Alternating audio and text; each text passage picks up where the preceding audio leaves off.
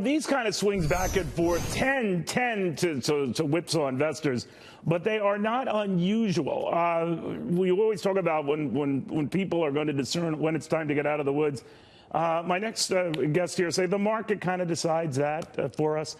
Market watchers Jack Ablin and Scott Shellady. Scott, let me ask you a question. It's just a general one on if we were to close actually at the lows or even down today. I cannot imagine that would be deemed a healthy development going into the weekend.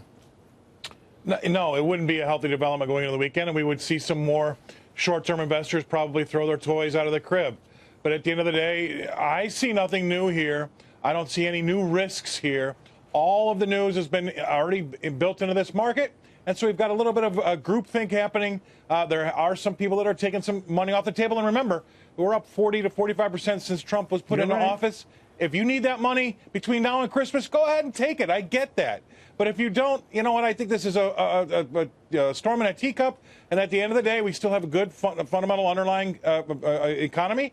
And I've seen a bunch of excuses this week, but no actual reasons for why this market's doing it. So I say just let it happen. And maybe we'll respect the market a little bit more. It doesn't always have to go up. And we'll carry on with business as usual on Monday. You know, Jack, there was an argument made that even with the two-day sell for example, in the Dow, close to 1,400 points, and just the fall of the NASDAQ into correction territory, that this is still a rich market, even with all that. Do you agree with that?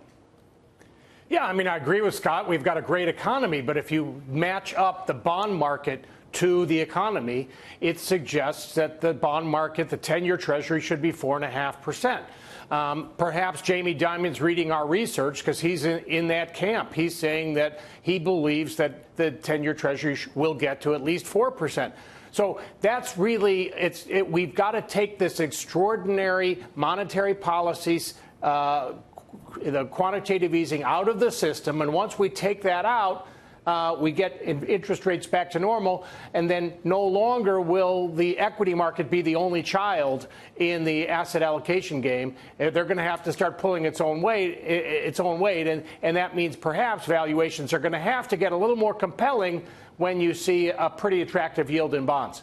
You know, gentlemen, I'm not a technician, although I do know how to read chicken and trolls and tea leaves, so I think I qualify. And Scott, one of the things I look for every time we've had a serious downdraft, and this goes back to the meltdown in 2008 and the week, of 1987, the famous crash week, is when brave souls dive in. Peter Lynch famously diving in looking for values right after the October 19th crash, or companies buying back stock. I remember at that time, IBM and GE were the forefront of that. Now it's a little more problematic, I guess. I don't know what the rules are on this, that during earnings season, you got to be careful of that. But what do you look for, Scott, to sort of say, all right, this was overdone?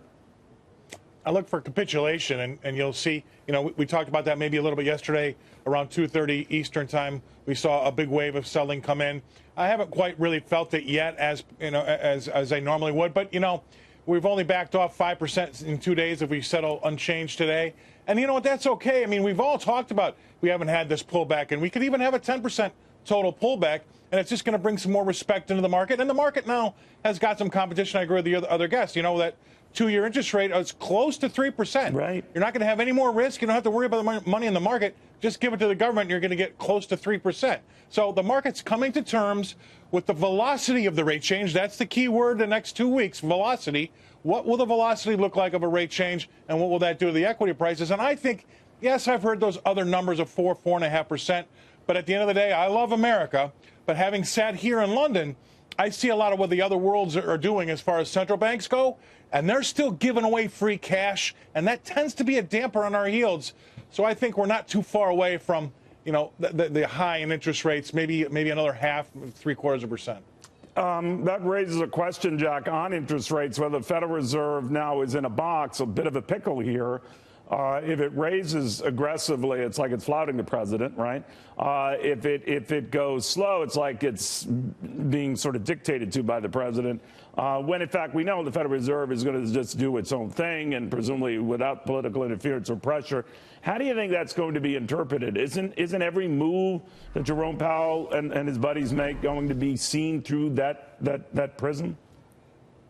Yeah, I mean, I haven't seen Fed funds futures, that's sort of the market's anticipation of where the Fed funds rate will be over time, change that much. I think the downdraft did cause a little bit of diminution of expectations for December, but still, it's where I think we went from 85% to 75% chance of a rate hike.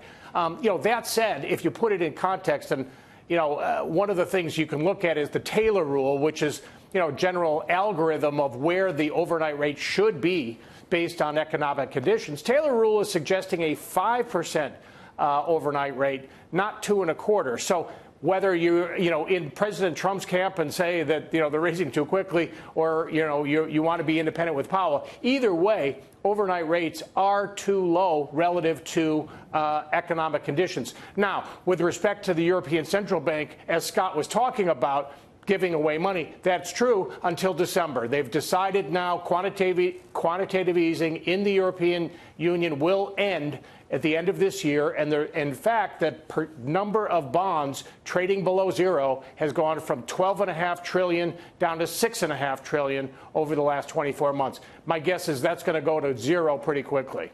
All right, guys, I want to thank you both very, very much.